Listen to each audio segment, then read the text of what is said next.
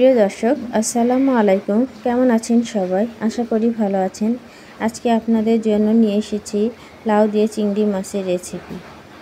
তো লাউ দিয়ে চিংড়ি মাছের রেসিপি তৈরি করতে আমি এখানে নিয়েছি চিংড়ি মাছ।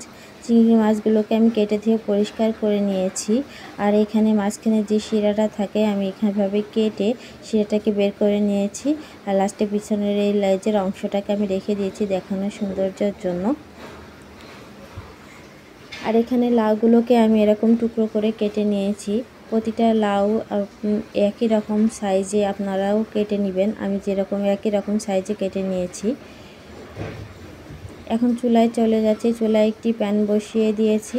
দিয়ে দিয়েছি 3-4 টেবিল চামচ তেল। তার সাথে দিয়ে দিচ্ছি, তেলটা গরম হয়ে গেলে এর মধ্যে দিয়ে দেব 1/2 টেবিল চামচের থেকেও একটু কম আস্ত জিরা। জিরাটা একটু ভাজা হয়ে আসলে এর মধ্যে দিয়ে দিচ্ছি 1/2 কাপ পেঁয়াজ কুচি। পেঁয়াজটাকে আমি 2 মিনিট মতো ভেজে নিয়েছি। এখন এর মধ্যে আমি দিয়ে দিচ্ছি হলুদ আর লবণ মাখিয়ে রেখেছিলাম চিংড়ি মাছটাকে। সেই চিংড়ি মাছগুলো দিয়ে এখন পেঁয়াজের সাথে আমি ভেজে নিচ্ছি। এখন এই পর্যায়ে আমি চিংড়ি মাছগুলো ভেজে নেওয়ার কারণটা বলে দিচ্ছি।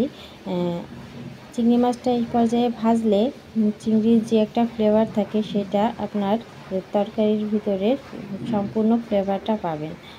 আর এর আগেও ভেজে নিতে পারেন, এর আগেও ভেজে নিলেও থাকবে, তবে এতটা থাকবে না। এর জন্য আমি এই পর্যায়ে চিংড়ি মাছটা এইভাবে ভেজে নিচ্ছি। আপনারাও এইভাবে ভেজে নিয়ে দেখতে পারেন। এখন এর মধ্যে দিয়ে দিচ্ছি, চিংড়ি মাছটা আমার ভাজা হয়ে গেছে। এর মধ্যে এখন দিয়ে দিচ্ছি আদা রসুন বাটা 1/2 চামচ করে দিয়েছি। আর দিয়ে দিয়েছি জিরা ধনিয়া বাটা 1/2 চামচ করে 1 চামচ। এবার এর কাঁচা গন্ধটা ছেড়ে যাওয়া পর্যন্ত আমি নাড়াচাড়া করে নিচ্ছি। মশলাটা আমার এই পর্যায়ে চিংড়ি মাছের সাথে ভেজে নেওয়া হয়ে গিয়েছে। এখন আমি কিছুটা গুঁড়ো মশলা অ্যাড করব। যেমন হলুদের গুঁড়া দিয়ে দিচ্ছি, তারপরে দিয়ে দিব 1/2 টেবিল স্পুনের থেকেও একটু কম শুকনো মরিচের গুঁড়া আর পরিমাণ মতো লবণ। আর তারপর দিয়ে দিচ্ছি 7-8টা কাঁচামরিচ। কাঁচামরিচগুলোকে আমি এরকমভাবে টুকরা করে দিয়েছি।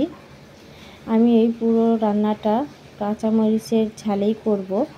শুকনো মরিচটা আমি বেশি ব্যবহার করিনি, কারণ শুকনো মরিচ দিলে লাউয়ের স্বাদটা ভালো থাকে না। এর জন্য আমি কাঁচামরিচ ব্যবহার করেছি। আপনারা কাঁচামরিচ এভাবে ব্যবহার করে রান্না করে খেয়ে দেখতে পারেন। তাই আমি মশলাটা কষানোর জন্য সামান্য একটু পানি দিয়ে দিয়েছি। এতে মশলাটাও কষিয়ে নেওয়া হয়ে যাবে, তার সাথে চিংড়ি মাছটাও কষানো হয়ে যাবে। এর থেকে বেশি পানি ব্যবহার করবেন না, তাহলে চিংড়ি মাছটা শক্ত হয়ে যাবে, কারণ চিংড়ি মাছটা আবার লাউয়ের সাথেও কিছুটা সময় রান্না হবে। আমি 2-3 মিনিট ঢাকনা দিয়ে ঢেকে মাছটাকে কষিয়ে নিয়েছি। দেখুন, মাছটা আমার কষিয়ে নেওয়া হয়ে গিয়েছে। এই পর্যায়ে আমি যে লাউটা কেটে রেখেছিলাম সেই লাউগুলোকে আমি চিংড়ি মাছের ভিতরে দিয়ে দিচ্ছি। এই জায়গায় আমি একটা টিপস বলে দিচ্ছি। লাউটা যখন দিবেন, তারপরে আপনার চুলার জালের ফ্লেমটা মিডিয়াম টু হাই রাখবেন।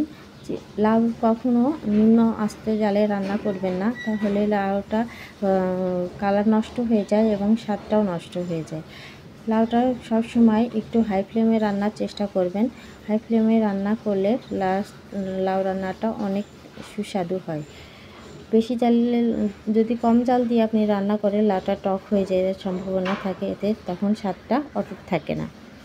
ঢাকনা দিয়ে ঢেকে দিয়েছিলাম আমি 5 মিনিটের জন্য। তো লাউ থেকে আমার পানি ছেড়ে গিয়েছে, আর আমি ঢাকনা দিয়ে ঢেকে লাউটা রান্না করব না।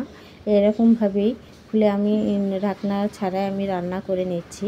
তাতে লাউয়ের কালারটাও অটুট থাকবে এবং লাউয়ের স্বাদটাও ঠিক থাকবে। আমি নাড়াচাড়া করে নিয়েছি কিছুক্ষণ। দেখুন লাউ থেকে আমার কতটা পানি বের হয়েছে। আমি আর পানি ব্যবহার করব না, এই পানিতে আমার লাউটা সিদ্ধ হয়ে যাবে। লাউটা যদি কচি হয়, লাউটা সিদ্ধ হতে বেশি সময় লাগবে না। দেখুন, আমি আরও কিছু সময় ধরে আমি লাউটা রান্না করে নিয়েছি। আমার এই লাউটা কি সুন্দরভাবে গলে গিয়েছে। এখন আমি এই পর্যায়ে কিছুটা পরিমাণ ধনিয়া পাতা অ্যাড করে দিচ্ছি। লাউটা যদি আপনার কচি হয়ে থাকে, তাহলে আপনার লাউটা রান্না করতে বেশি সময় লাগবে না। 15 থেকে 20 মিনিটের মধ্যে আপনার লাউটা রান্না হয়ে যাবে। তা আপনাদেরকে আমি এখন নামিয়ে পরিবেশন করে দেখাচ্ছি। দেখুন